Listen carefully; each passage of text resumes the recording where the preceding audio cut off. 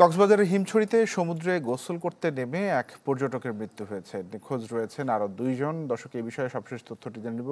কক্সবাজার থেকে আজিম নিহাদ আমার সঙ্গে যুক্ত হয়েছে। নিহাদ, বেশ কিছুদিন থেকে আলোচনায় ছিল যে বিভিন্ন ধরনের গর্তের সৃষ্টি হচ্ছে এবং সেই সব জায়গাগুলিতে আসলে পর্যটকদের দুর্ঘটনা কবলিত হবার শঙ্কা রয়েছে।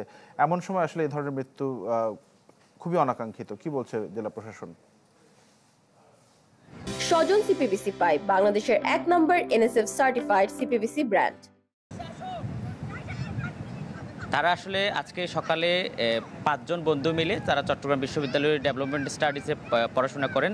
তারা গতকাল এসেছিলেন এবং আজকে সকালে হিমছড়ির একটি পয়েন্টে তারা গোসল করতে নামে। পরে গোসলের সময় সেখান থেকে 3 জন তারা প্রত্যেকেই মুমূর্ষু অবস্থায় হয়ে গিয়েছিল। তাদের সমুদ্রের জোয়ারের টানে ভেসে গিয়ে পরে সেখান থেকে 3 জনকে উদ্ধার করা হয়। এর মধ্যে একজন মৃত্যুবরণ করেন এবং বাকি 2 জন এখনও নিখোঁজ রয়েছেন। নিহত যে ব্যক্তি তার নাম শাবাব, তার বাড়ি ঢাকার মিরপুরে। এখন পর্যন্ত আত্মীয় স্বজনের সাথে তাদের খুব একটা যোগাযোগ হয়নি। তবে বাকি যে 2 জন নিখোঁজ রয়েছেন তাদেরকে উদ্ধারের জন্য জেলা প্রশাসনের পক্ষ থেকে ফায়ার সার্ভিস রয়েছে, বিভিন্ন ইউনিট তারা কাজ করে যাচ্ছেন। তবে জোয়ারের কারণে এখনও তাদের খুঁজে পাওয়া খুব কষ্টকর হয়ে উঠেছে।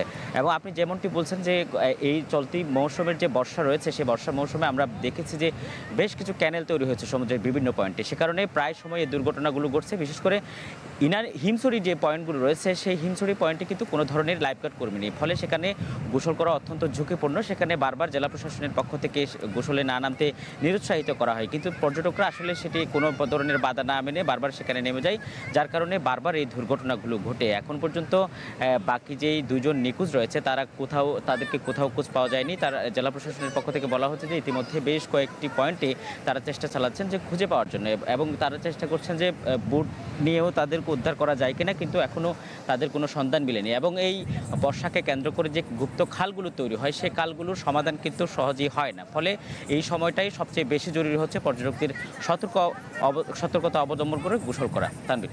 জি নিহাদ, ধন্যবাদ আপনাকে। আজিম নিহাদ যুক্ত হয়েছিলেন কক্সবাজার থেকে।